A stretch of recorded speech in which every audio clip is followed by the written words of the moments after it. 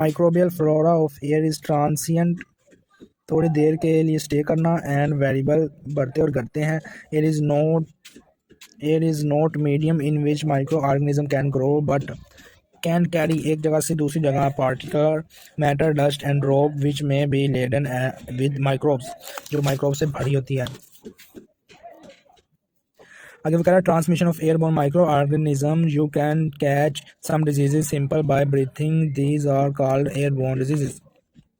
Next वो कहता है कि when you breathe in the air pathogenic organism they take up resident होता है, जगह बनाता, घर कर लेना। Inside you can also pick up germ with you touch a surface that harbours, अपने ऊपर ले लेना, रेसिड्यू घर बना लेना, हार्बोन्स अपने ऊपर ले लेना, them and then touch your own eyes and nose and mouth. Next क्या है fate of airy borne micro organism,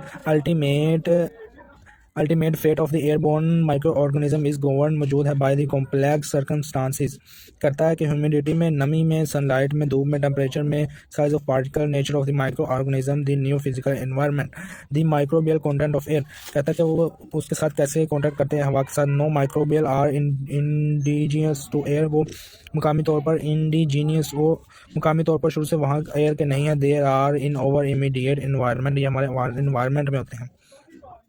Indoor air microbial contamination of indoor air is influenced affected by factors such as factors से factor होती है जैसे कि ventilation rate, crowding, nature and degree of activity individual occupy by quarter.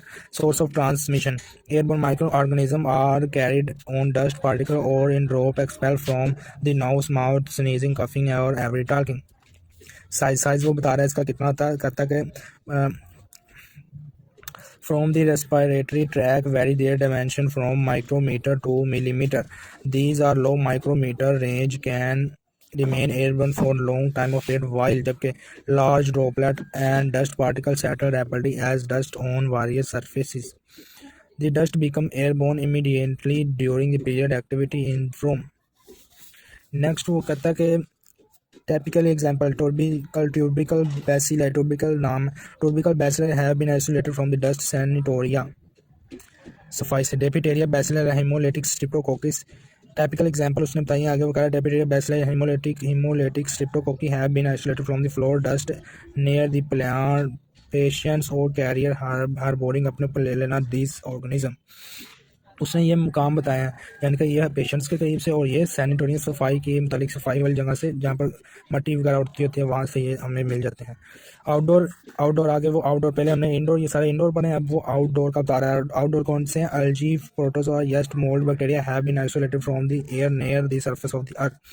Moulds for constituent the largest portion of the airborne microflora.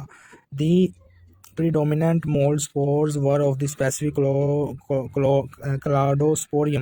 cladosporium उसका नाम था। Among the bacteria type are sporoforming, non-sporoforming, gram positive bacillus, gram negative cocci and gram positive cocci bacilli.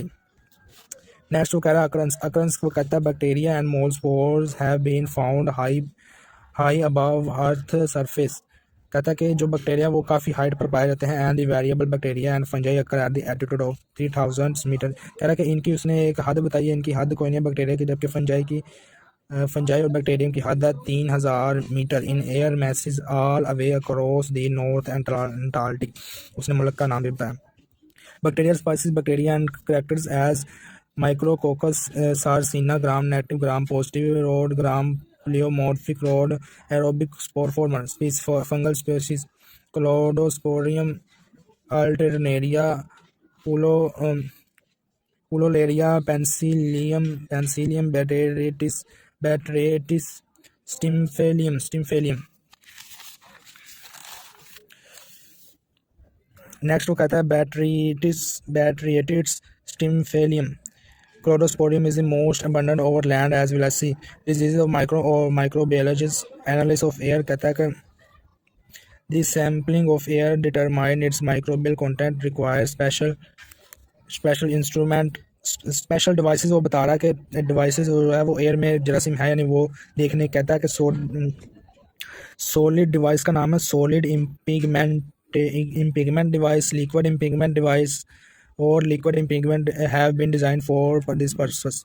Liquid impingement devices, दो है solid और liquid impingement devices. तीसरी जो है techniques बता रहा है कि कौन कौन सी टेक्निक्स हैं इसका एनालाइज हवा में जेलसी में है या नहीं उनका एनालाइज करने के लिए, तो वो है settling plate techniques, sieve and slit type techniques, membranes filters. कहता है कि मेजलस एंड टीबी, मेजलस बीमारी का नाम है, are airborne exclusive diseases. These are several other diseases that spread through the respiratory droplet। कहता है कि रेस्पिरेटरी यानी कि सांस के ज़रिए से, जब हम सांस अंदर लेते हैं तो उसके ज़रिए से हमें बीमारियां लगती हैं जर्म से, उनके नाम उसने लिखा है। कहता है कोविड-19 पहला नाम लिखा है उसने। CDC भी इसको कहते हैं, फेस मास्क इसके लिए लगाया जाता है और 6 फीट का डिस्टेंस रखना चाहिए। Other common disease influenza, chicken pox, mumps, measles, whooping cough, pertussis, tuberculosis, TBs. आगे उसने वायरल यानी कि वायरसेस का नाम बताया, small pox, measles, influenza, common cold. कहता है कि small pox is the acute, एक बहुत ही पुरानी और अहम बीमारी है। Contagious diseases that's vibrio cholera का बायस बनती है। मेंबर ऑफ ऑर्थोपॉक्सी वायरस, ये ऑर्थोपॉक्सी फैमिली का मेंबर है। मोस्ट डिवास्टेटिंग डिसीजेज, ये तबाहकुन डिसीजेज हैं। Cause million of deaths, million of लोगों को इसने मारा है। और 3000 साल पुरानी बीमारी है, 3000 साल से ये देखी जा रही है। उसके बाद कह रहा है फंगल यानी कि फंजाई से होने वाली बीमारी कौन सी है, तो कहता है कि सिस्मेटिक मेकोसिस, हिस्टोप्लाज्मोसिस, क्रेप्टोकोसिस। दोबारा पढ़ते हैं, systemic mycosis, histoplasmosis, cryptococcosis. A fungal infection also called mycosis, skin diseases, ये स्किन डिजीजेज ज़्यादा करते हैं, इनको फंगस कहते हैं। और मिलियन ऑफ स्पाइसेस और स्किन की ज़्यादा ये प्रोग्राम करते हैं रेदर दैन मम्स, रैशेज और मम्स होती है, बॉक्सेस बन जाते हैं स्किन के ऊपर।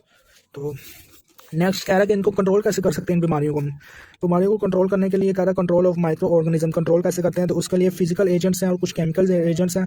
फिजिकल एजेंट्स जो हैं वो मेथड कंट्रोल, हाई और लो टेम्परेचर, डिसिकेंट, पानी खुश्क करना, desiccation, osmotic pressure, radiation and filtration, ये उसने मेथड्स बताए हैं। अभी वो कह रहा है the most common micro organism found in air, कह रहा है कि कौन कौन से जो है वो हमें माइक्रो ऑर्गेनिज्म एयर में मिलते हैं। बैक्टीरिया, वायरस, फंजाई, ये मिलते हैं और उनकी भी आगे एग्जाम कौन कौन सी है वो कह रहा है। Single card organism and that come in many forms. Viruses में कोविड-19 जो है वो एयर में मिलता है। और सम डेंजरस मोल्ड्स मिलते हैं। It is only man type of fungi, mite allergen मिलते हैं।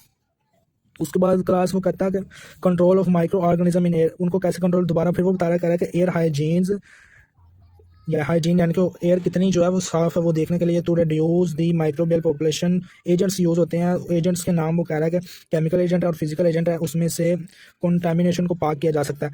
तो पहला वो कह रहा है अल्ट्रा वायलेट रेडिएशन, ये फिजिकल एजेंट है, उसमें कह रहा है कि has great potential value for reducing microbial flora and air. वो कह रहा है एयर में सैनिटाइजेशन करता है और इसको रिड्यूस करता है, कम करता है। कहता है इसकी डायरेक्ट इरेडिएशन और इनडायरेक्ट इरेडिएशन, ये दो तरह से की जाती है। उसके बाद फिजिकल एजेंट्स ये थे और केमिकल एजेंट्स हमारे पास हैं। Chemical agent vaporise and spray into the air, और फिर ये जर्म्स को खत्म करते हैं। Present in anti microbial action, suspending particle carry organism, suspending और पार्टिकल्स को खत्म करते हैं और माइक्रोबियल को खत्म करते हैं।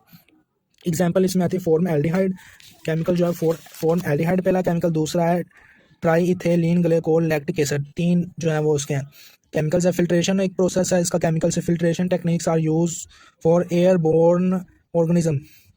एयरबोर्न हवा को फिल्टर से गुजारा जाता है और उसमें से एयरबोर्न जो जर्म्स होते हैं वो वहीं पर ठहर जाते हैं और बाकी हवा जो है वो गुजर जाती है। कहता है use of cotton plug air filter या कॉटन प्लग को यूज़ करते हैं। उसके बाद कह रहा है laminar air flow system. Laminar air flow system क्या है, वर्क लगाया तो वो कहता है कि a new kind of technology, नई technology to controlling the microbial flora को कंट्रोल करने इन द क्लोज स्पेसिस, बहुत से कम जगह पर ये कंट्रोल करती है। उसको कैबिनेट होता है, रूम होता है, is known as laminar flow system, air flow system. छोटे से कमरे में ये होता है और उसको जर्म्स को जो है वो कंट्रोल कर लिए जाते हैं।